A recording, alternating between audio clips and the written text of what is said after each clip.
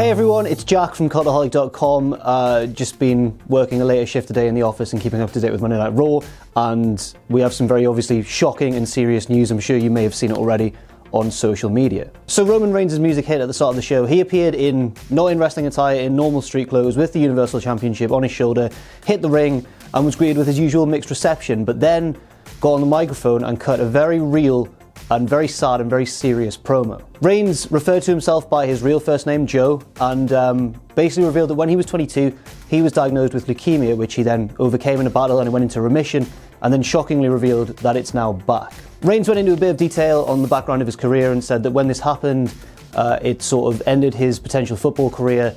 He had a kid on the way and he felt it was best to try and refocus on other things. And then he was given a chance by another team, as he referred to it, and he said that team was WWE, and it made all his dreams come true once he'd beaten the cancer, and everything all went great for him.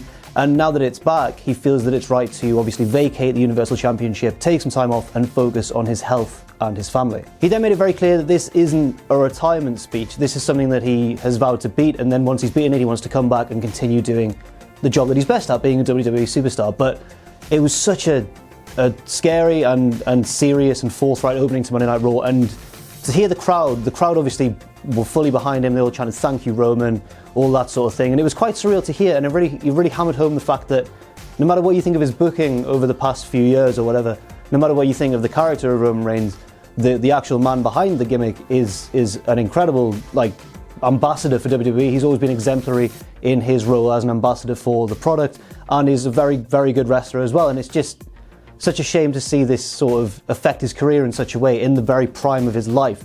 And, needless to say, we wish Roman the speediest and best of recoveries, and hopefully he can beat this, come back, and continue to feature on WWE programming. There's no news yet on what is to become of the Universal Championship, which is obviously now vacant. He left it in the ring, left the ring and went up to the stage, and then Dean Ambrose and Seth Rollins came out. They all had a big hug.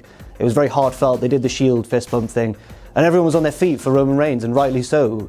But it's just such a sad situation for everyone to finally recognise what he actually does for the business, if you know what I mean. Also, there's no further news on what's going to happen with the Universal Championship, but that's not really the important thing right now. We'll have updates on that as and when they come, but right now, obviously, the most important thing is for everybody to, join together and to wish Roman Reigns a very quick and full recovery. And it's just, apologies for being a little bit broken here in terms of my speech patterns, because this is shocking news and I don't really know how to report it to you, but it is our job to report this sort of news, whether it's good or bad. And today it does seem to be pretty sad news, actually. So yes, I'm sure that everyone will join us in wishing Roman Reigns all the very best. Hopefully once he's recovered, he can make a full return to the wrestling ring.